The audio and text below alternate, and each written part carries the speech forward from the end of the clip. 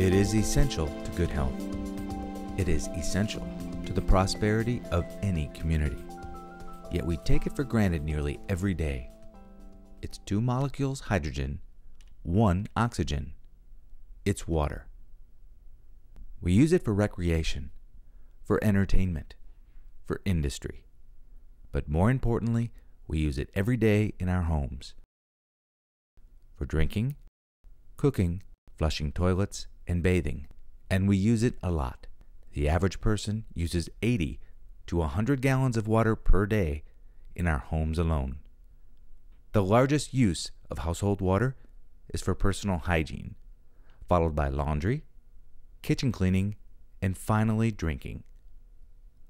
But in Northwest Ottawa County, a clean water supply is necessary in more than just homes. The Grand Haven Water Filtration Plant also supplies water to the thousands of industries, businesses, churches, and schools in the city of Grand Haven Township, the village of Spring Lake Township, the city of Ferrysburg, and Crockery Township.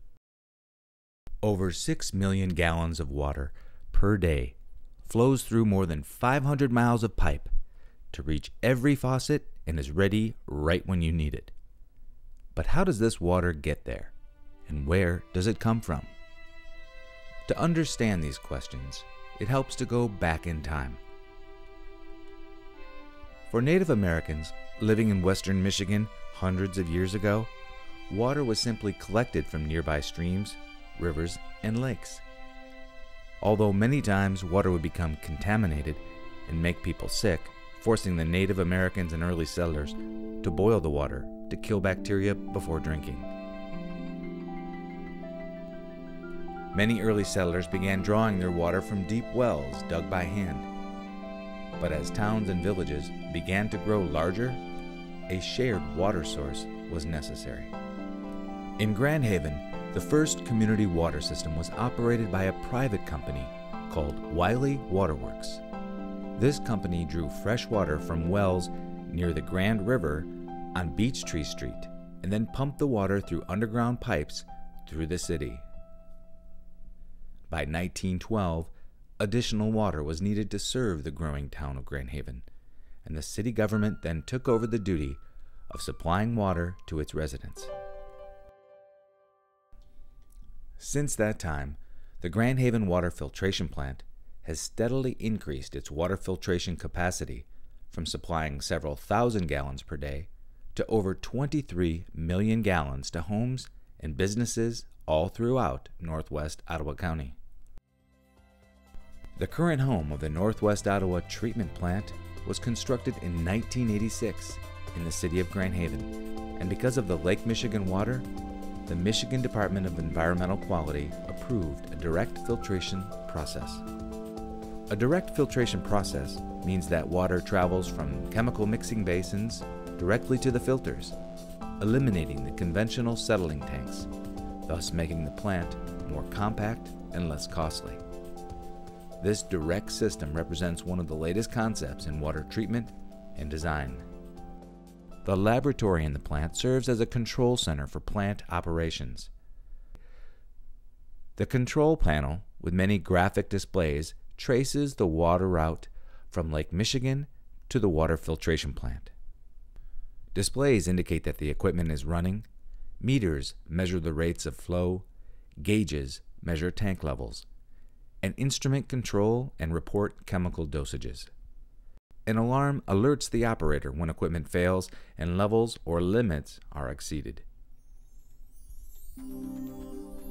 To trace the raw water coming in from Lake Michigan, we first need to look out into the lake, and 10 to 15 feet below the sandy lake bottom, where 2 intakes are buried. Pulling water through this natural layer of sand is the first phase of the water filtration process. The water is then pumped to the station located near the shoreline, monitored, and then pumped to the plant, where 2 30-inch master meters record the influent flow. And aluminum sulfate and polymers are added to aid in removing impurities. The water then goes through the mixers to ensure proper distribution of the chemicals. At this point, chlorine is added as a disinfectant, and then into the coagulation basins or flocculators, where the chemicals have time to react with the impurities.